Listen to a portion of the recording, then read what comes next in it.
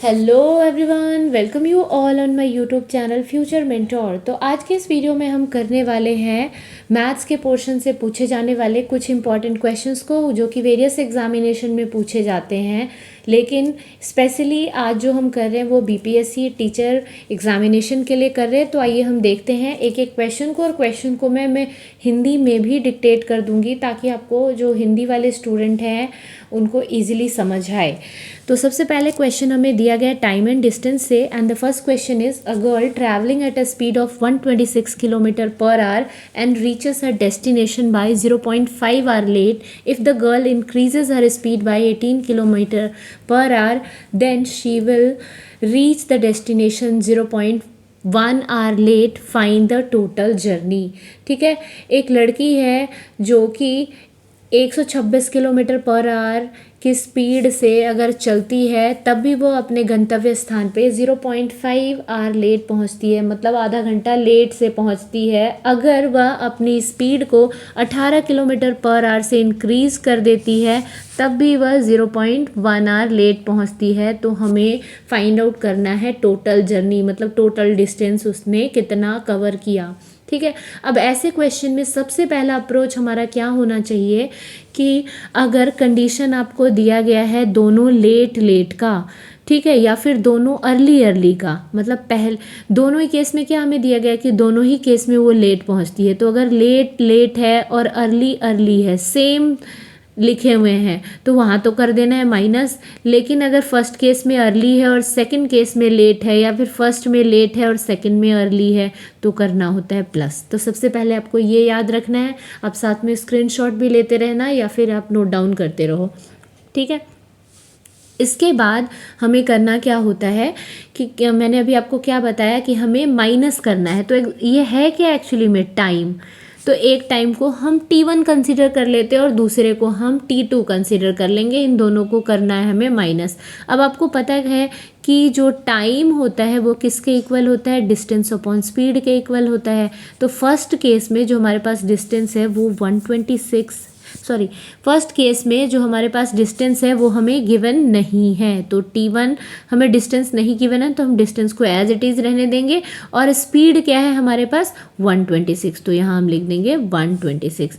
अब second case में अगर आप देखोगे तो सेकंड केस में अगेन हमें डिस्टेंस नहीं पता है, और स्पीड इस केस में क्या हो जाएगा, उसने अपनी स्पीड 18 किलोमीटर और बढ़ा दी, मतलब 126 प्लस 18 क्या होता है 144।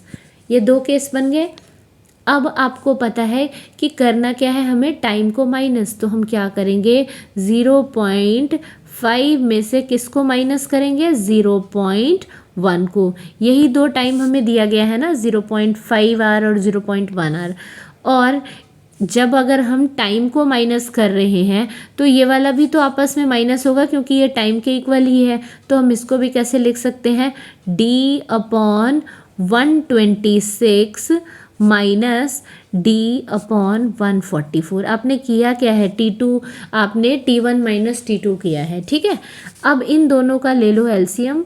126 और 144 का एलसीएम लोगे तो ये क्या आ जाएगा, 126 × 8। ठीक है, अब एलसीएम लेने के बाद यहाँ ऊपर क्या आने वाला है, 8D माइनस 7D। और टाइम को जब आपने माइनस कर दिया तो 0.5 में से जब 0.1 को माइनस करोगे तो क्या आ जाएगा, 0.4। 0.4 इक्वल्स टू हमारे पास क्या आ गया, D/126 × 8। अब निकालना क्या है, D क्रॉस मल्टीप्लाई कर दो, या फिर आप क्या कर सकते हैं, इसको पॉइंट को हटाएंगे तो यहाँ क्या आ जाएगा 10।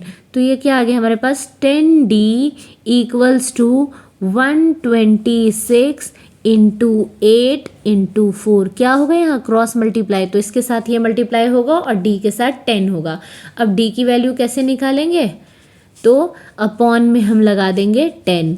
तो जब आप इनको मल्टीप्लाई करोगे तो ये क्या आ जाएगा, 4032, और अपॉन में अगर हम 10 करते हैं तो पॉइंट लग जाएगा, और पॉइंट लगने के बाद ये क्या बनने वाला है, 403.2। ये क्या आ जाएगा, 403.2।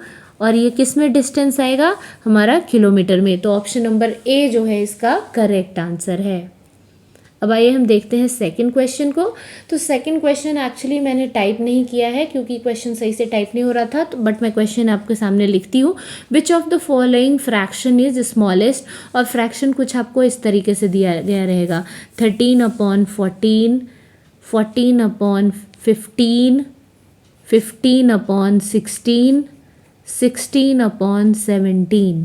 ठीक है, ऐसे क्वेश्चन DSSB में भी पूछे गए हैं और प्रीवियस ईयर पेपर में भी काफ़ी सारे एग्जाम में पूछा गया। तो यहाँ देखना क्या है कि आपको फाइंड आउट क्या करना है, स्मॉलेस्ट फ्रैक्शन को। तो ऐसे केस में सबसे पहले जो हमारा अप्रोच होना चाहिए वो होता है कि हम इन दोनों मतलब न्यूमरेटर और डिनोमिनेटर, हर और अंश के बीच में सबसे पहले अंतर ज्ञात कर ले। तो हर एक केस में जो डिफरेंस आ रहा है 1 आ रहा है। अगर डिफरेंस हर केस में सेम आ गया तब तो आपको क्वेश्चन को आगे सॉल्व करने की ज़रूरत ही नहीं है। हर एक केस में अगर डिफरेंस सेम आए, चाहे वो 1 डिफरेंस हर एक केस में आए, चाहे 2 आए, चाहे 3 आए, तो स्मॉलेस्ट का मतलब होता है जिसका न्यूमरेटर सबसे कम होगा। कब? जब डिफरेंस सेम हो। तो यहाँ अगर ध्यान से देखोगे तो सबसे कम न्यूमरेटर किसका है, फर्स्ट वाले का 13 सबसे छोटा न्यूमरेटर है। तो स्मॉलेस्ट फ्रैक्शन क्या आ जाएगा, 13/14। और अगर हम लार्जेस्ट की बात करें तो वो क्या आ जाएगा, 16/17, क्योंकि सबसे बड़ा न्यूमरेटर किसका है, 16/17 का। तो ये लार्जेस्ट या फिर ग्रेटेस्ट आप कह सकते हो फ्रैक्शन हो जाएगा। कब होता है ऐसा, जब डिफरेंस सेम हो ईच केस में। लेकिन अगर डिफरेंस सेम नहीं होता है तो हम क्या करते हैं, न्यूमरेटर में 0 ऐड करके फिर डिवाइड करके चेक करते हैं और पॉइंट में कुछ आता है। Next, a pipe can fill a tank in 5 hours. एक पाइप है जो कि एक टैंकी को फिल करता है कितने घंटे में, 5 घंटे में। ठीक है, पाइप बी, ये पाइप बी है, pipe B can fill the tank in 10 hours. और पाइप बी जो है उसी टैंक को 10 घंटे में फिल करता है, जबकि पाइप सी जो है empty the tank in 20 hours. Pipe C जो है उस टैंक को 20 घंटे में खाली कर देता है। क्वेश्चन क्या है, पाइप ए जो है किसी टैंकी को 5 घंटे में फिल करता है, 5 घंटे में भरता है। पाइप बी उसी टैंकी को 10 घंटे में भरता है, जबकि पाइप सी जो है उसी टैंकी को 20 घंटे में खाली कर देता है। ठीक है, then how much time will take the 3 tank together to fill the tank. अगर तीनों पाइप को एक साथ खोल दिया जाए तो इस टैंकी को भरने में कितना टाइम लग जाएगा। तो इसके लिए सबसे पहले करना क्या है, इन तीनों का लेना है हमें एलसीएम। तो एलसीएम अगर आप लोगे तो 5, 10 और 20 का आपको लेना है एलसीएम। एलसीएम क्या आ जाएगा,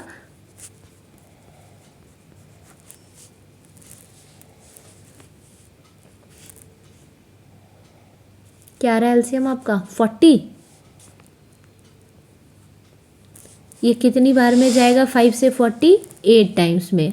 10 से 40 कितनी बार में जाएगा, 4 बार में। और 20 से 40 2 बार में। ठीक है, अब आपको पता है कि ये दोनों तो टैंकी को फिल कर रहा है, तो यहाँ हम ले लेंगे प्लस, यहाँ ले लेंगे प्लस। लेकिन जो सी है वो टैंकी को खाली कर रहा है, तो इसका साइन हमें किसका लेना है, माइनस का।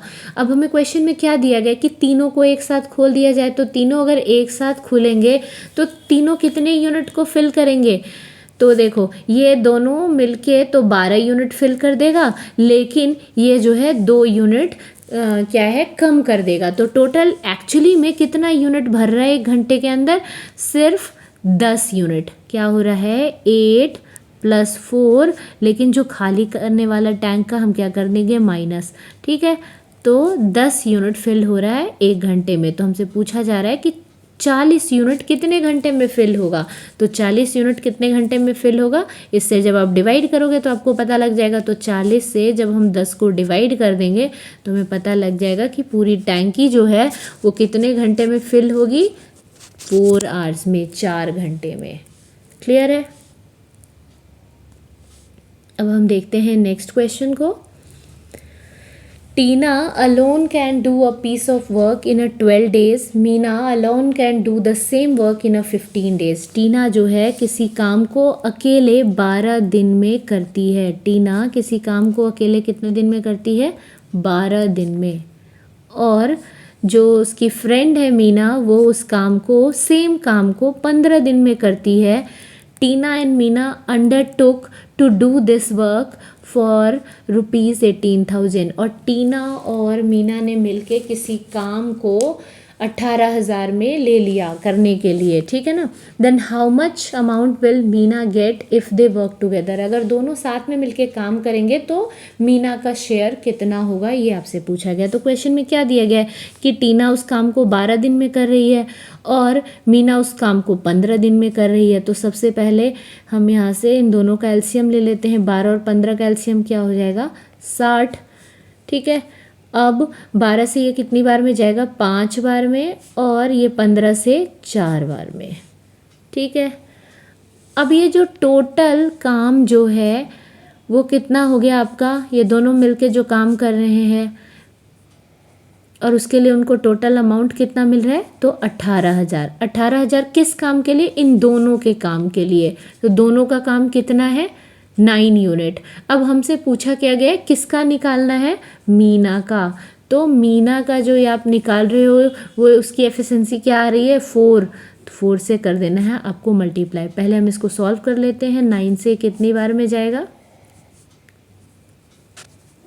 2000. 2000 इंटू 4. ठीक है. तो ये क्या आ जाएगा? ₹8,000. ये किसका शेयर आ गया? ये शेयर है मीना का. वैसे ही जब आपको निकालना होगा, मान लो क्वेश्चन में टीना पूछा गया तो टीना की एफिशिएंसी से मल्टीप्लाई कर दोगे, मतलब 5 से मल्टीप्लाई करोगे.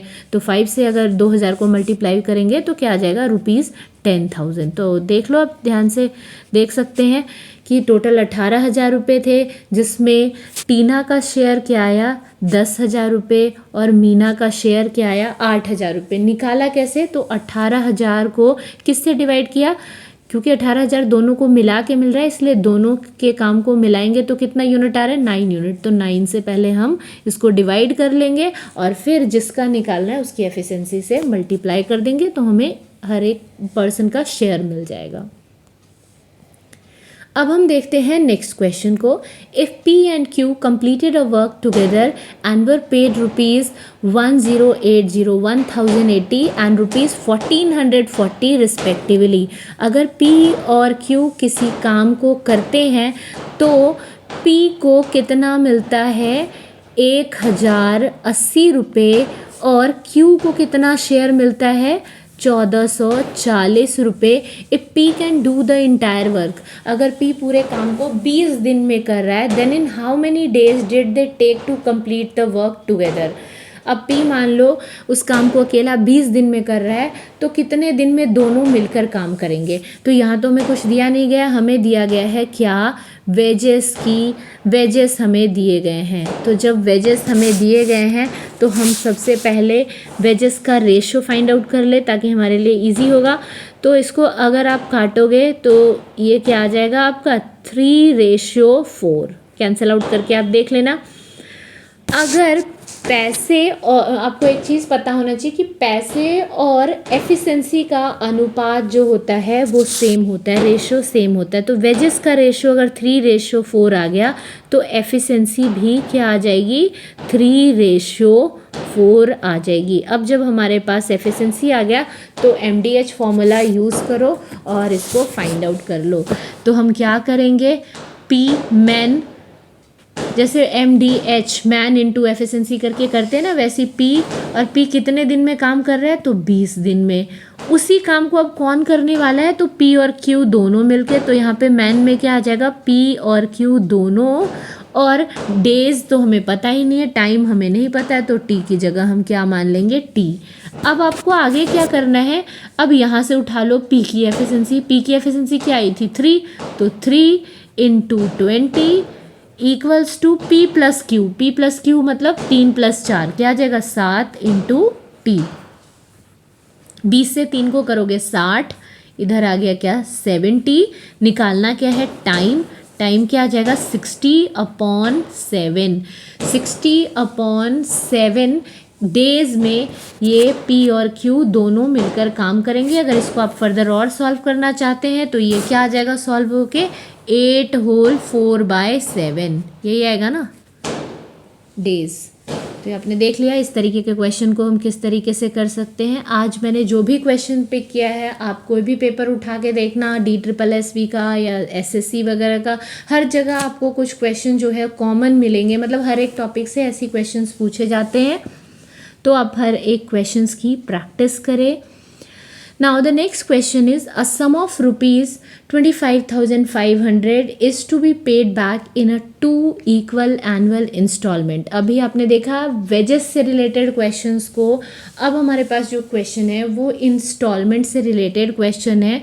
Then how much is each instalment if the interest is compounded annually. तो ऐसे क्वेश्चन में ध्यान क्या देना कि इंटरेस्ट जो पेड हो रहा है वो कंपाउंडेड है या फिर सिंपल इंटरेस्ट पे हो रहा है, इस चीज़ को सबसे ज़्यादा ध्यान देना है। ठीक है, अब इस क्वेश्चन में हमें क्या दिया गया है कि 25,500 को हमें 2 इक्वल इंस्टॉलमेंट में पे करना है। अगर इंटरेस्ट रेट 4% पर एनम है तो जो इंस्टॉलमेंट बनेगा वो कितने का बनेगा, ये आपसे पूछा गया है। ठीक है, तो सबसे पहले क्या करना है, जो भी रेट दिया गया होता है उस रेट को चेंज कर लेना है फ्रैक्शन में। तो रेट हमें 4% दिया गया है, 4% को अगर हम फ्रैक्शन में चेंज करते हैं तो क्या आएगा 4/100। इसको सॉल्व करोगे तो ये क्या आ जाएगा 2/50। अगर फर्दर सॉल्व करते हैं तो ये क्या आ जाएगा 1/25। क्या आ गया फ्रैक्शन में ये 1/25। ठीक है, तो आपने देखा कि 4% किसके इक्वल आ गया 1/25 के इक्वल आ गया। अब आपको करना क्या होता है कि प्रिंसिपल क्या लेना है, सम लेना है आपको ऑलवेज। क्या जो आपकी वैल्यू डिनोमिनेटर की होगी, प्रिंसिपल क्या आ जाएगा 25। और ऑब्वियसली आप किसी चीज़ को किस्त में दे रहे हो तो आपको ज़्यादा अमाउंट ही पे करना होगा। तो ये कितना ज़्यादा करना होगा, तो 25 + 1 विच इज़ 26। तो इंस्टॉलमेंट आपका कितने का बनेगा, रेशो में, हम रेशो में भी फाइंड आउट करें तो इंस्टॉलमेंट का रेशो क्या आ जाएगा 26। यहाँ तक तो हमने कर लिया। अब हमारा फोकस किस पे जाना चाहिए कि हमें कितने इक्वल इंस्टॉलमेंट में पे करना है, तो 2। तो पहला क्या आ गया आपका 25/26। सेकंड जो बनेगा ना वो आपका इसका स्क्वायर बनता है। ठीक है, तो आप 25 का स्क्वायर करेंगे तो क्या हो जाएगा, क्या करना है आपको स्क्वायर।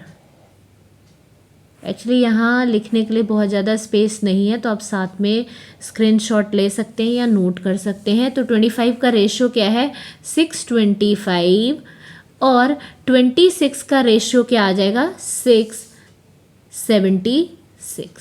क्लियर है। अब आपको देखना है क्या कि इंस्टॉलमेंट जो है वो हमारा होना चाहिए इक्वल। तो यहाँ अगर ये 676 है ना, तो ये पहले वाला इंस्टॉलमेंट को भी 676 बनाना है। तो इसको बनाने के लिए क्या करना होगा 26 से मल्टीप्लाई। अगर आप यहाँ 26 से मल्टीप्लाई कर रहे हो तो आपको इस प्रिंसिपल अमाउंट को भी 26 से मल्टीप्लाई करना है। ठीक है, अब प्रिंसिपल अमाउंट को जब आप 26 × 25 करेंगे तो वो क्या आएगा, आपको मल्टीप्लाई करके देखना है कि 26 × 25 क्या आ रहा है। तो ये आ जाएगा आपका 650। इन दोनों का मल्टीप्लाई क्या आ जाएगा 650। इसको एक बार मैं दोबारा से लिखती हूँ। ये देखिए क्या बना था 4%। 4% किसके इक्वल आया था 1/25 के। और यहाँ से हमने क्या देखा कि जो हमारा केस बना था वो क्या था, प्रिंसिपल का 25 और इंस्टॉलमेंट का 26। ये फर्स्ट केस। सेकंड केस में मैंने स्क्वायर बोला था करने को, तो स्क्वायर करेंगे तो ये हो जाता है 625 और ये हो जाता है 676। इसके बाद आपको क्या बोला गया है कि आपको दोनों इंस्टॉलमेंट को इक्वल बनाना है। मतलब इसको अगर 26 से कर रहे हैं तो यहाँ भी करना होगा 26 से मल्टीप्लाई। अब आप देखेंगे कि इसको जब आपने इससे मल्टीप्लाई करा ना तो ये आ जाता है 650। ठीक है, अब हमें क्वेश्चन में आगे क्या दिया गया है कि सम ऑफ रुपीज़ दिस। सम क्या है आपका, इन दोनों को प्लस करें 650 और 625 को। तो इन दोनों को अगर प्लस करते हैं तो ये आ जाएगा 1275। और 1275 की वैल्यू क्या दी गई है, ये हमारा होता है इंस्टॉलमेंट, और इन दोनों को जब आप प्लस करते हैं तो जो मिलता है ये अमाउंट होता है आपका सम। 1275 की वैल्यू क्या दी गई है, 25,500। तो हमें निकालना किसकी वैल्यू है, 676 की वैल्यू। इंस्टॉलमेंट कितने का होगा ये पूछा गया है, ठीक है। तो अब यहाँ देखो 1275 का ये कितने गुणा है, कितने टाइम्स है 1275 का, तो ये 1275 का 20 टाइम्स है, 20 टाइम्स में ये आपको मिलेगा, ठीक है ना। तो इसका मतलब 676 का भी आपको क्या करना होगा, 20 टाइम्स। 676 का 20 टाइम्स, 676 को 20 से मल्टीप्लाई करेंगे तो ये क्या आ जाएगा, 13520, ठीक है। 13,520 रुपये का आपका इंस्टॉलमेंट बनेगा। हर एक इंस्टॉलमेंट कितने, 2 इंस्टॉलमेंट बनेंगे 13,520 रुपये के। आई होप सो आपको क्वेश्चन क्लियर होगा। अब हम आगे बढ़ते हैं नेक्स्ट क्वेश्चन पे, ठीक है। एक और क्वेश्चन हम अभी करेंगे। तो सो नेक्स्ट क्वेश्चन इज, आपसे पूछ लिया जाता है एवरेज से रिलेटेड क्वेश्चन। तो एवरेज से रिलेटेड क्वेश्चन अब किस तरीके के पूछे जाते हैं वो हम देखेंगे।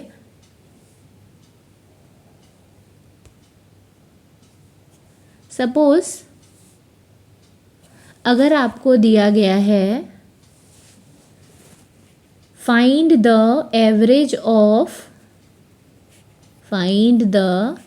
average of first 6 multiple of 3,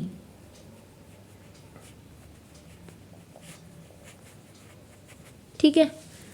find the average of first 6 multiple of 3, मतलब 3 के प्रथम 6 गुणज का एवरेज बताए, औसत बताए।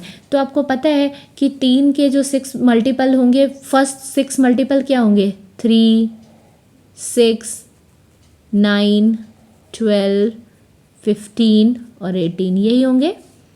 अब ऐसा कोई सीरीज जिसके बीच में नंबर के बीच में गैप सेम हो। अब आपको पता है कि 3 के टेबल में नंबर आ रहे हैं तो हर एक में क्या होगा, हर एक नंबर के बीच में गैप क्या होगा, सेम। तो जब गैप होगा सेम, ठीक है, और ऐसे नंबर का निकालना हो हमें एवरेज, तो हम क्या करते हैं, first plus last by 2। First number क्या है 3, लास्ट नंबर क्या है 18 बाय 2। तो 18 प्लस 3 क्या आ जाएगा 21, 21 बाई 2 मतलब क्या आ गया 10.5, इसका एवरेज आ जाएगा, ठीक है। उसी तरीके से मान लो अगर क्वेश्चन में दिया गया है कि फर्स्ट 10 मल्टीपल ऑफ 2, क्या दिया गया है, first 10 multiple of 2, 10 multiple of 2 मतलब 2 के प्रथम 10 गुणज का मल्टीपल। कहाँ से स्टार्ट होगा, 2 से स्टार्ट होगा और कहाँ जाके एंड होगा 20 पे। इसका एवरेज निकालना है। अब आपको पता है कि 2 का टेबल है मतलब हर एक केस में गैप सेम है। जब गैप सेम है तो हमें क्या फॉर्मूला अप्लाई करना है, first plus last by 2। First क्या आ जाएगा 2, लास्ट क्या है 20 बाई 2, क्या आ गया 22 बाई 2 मतलब 11, ठीक है।